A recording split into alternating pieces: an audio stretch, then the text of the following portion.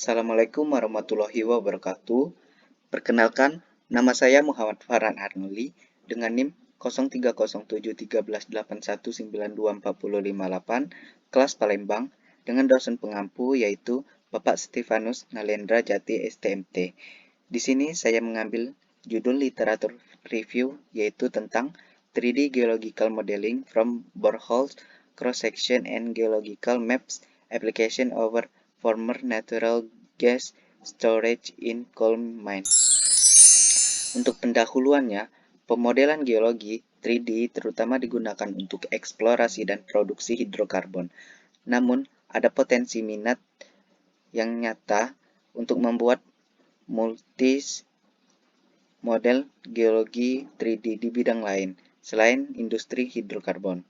Meskipun perangkat lunak khusus sekarang memungkinkan pemodelan benda geologi yang kompleks dan tidak beraturan dalam 3D, menggunakan peta geologi, catatan survei geologi, dan informasi struktural untuk membangun model yang benar masih menjadi tantangan. Namun demikian, data ini seringkali merupakan sumber informasi geologi yang paling tepat dapat diakses dan berlimpah di suatu wilayah. Lebih menguntungkan di situasi data geofisika seperti seismik dalam gravitasi atau magnet juga tersedia memungkinkan batasan yang lebih baik pada interpretasi struktur geologi. Salah satu kesulitan utama dalam menggunakan informasi tersebut dalam pemodelan geologi 3D terletak pada heterogenitas deskripsi dan interpretasi. Dalam banyak kasus, sumber utama informasi geologi adalah catatan survei geologi. Ada data tepat waktu yang biasanya terdiri dari deskripsi lubang bor dan singkapan dengan informasi litologi, paleontologi, ataupun struktur yang dikumpulkan selama pemetaan geologi atau pekerjaan lapangan lainnya. Beberapa langkah otomatis untuk mempercepat pemrosesan data dan memungkinkan pembaharuan model dan yang lebih mudah. Langkah-langkah lain seperti reinterpretasi atau validasi data memerlukan interaksi pengguna. Pra-pemrosesan data meliputi pengumpulan, penataan, dan interpretasi ulang data. Langkah pengumpulan data bergantung terutama pada pengetahuan sebelumnya tentang sumber yang tersedia dan penelitian bibliografi. Kemudian, data faktual dan flash diproses secara terpisah.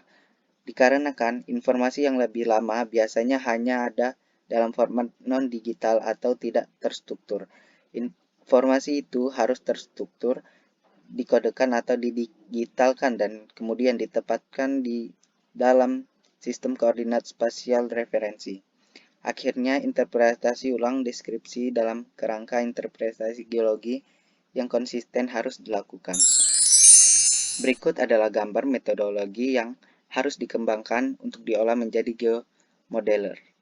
Mulai dari sort, kemudian beralih ke GIS, kemudian cross-section beralih ke digital cross-section, dan sampai akhirnya DEM yang beralih ke convert in point set with attributes, dan yang terakhir adalah di hasilnya 3D Geological Modeling atau Geomodeler. Untuk gambar kedua, yaitu peta geologi yang disederhanakan dari Beach Moorland West dengan luasan penyimpanan gas Underloos and Perones dan batas area yang dimodelkan.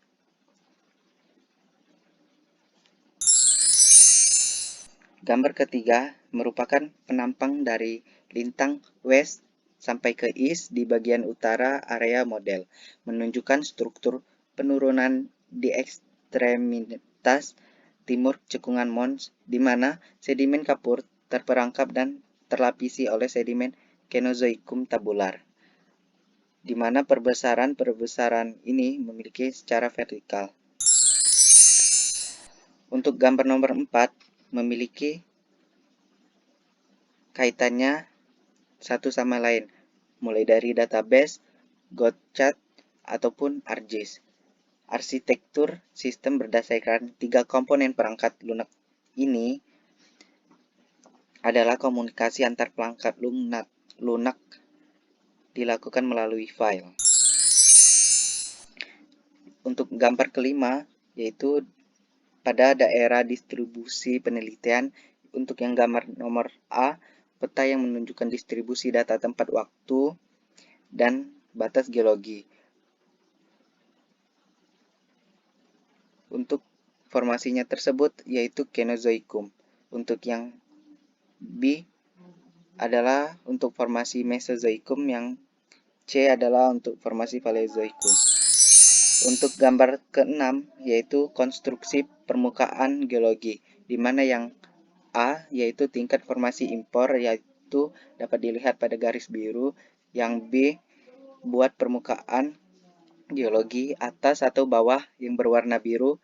Yang ketiga proyek batas geologi yang keluar secara vertikal yang diplot pada titik merah pada permukaan topografi yang berwarna kuning, dan permukaan pas pada penanda sumur atau lingkaran hijau dengan interpolasi DSI.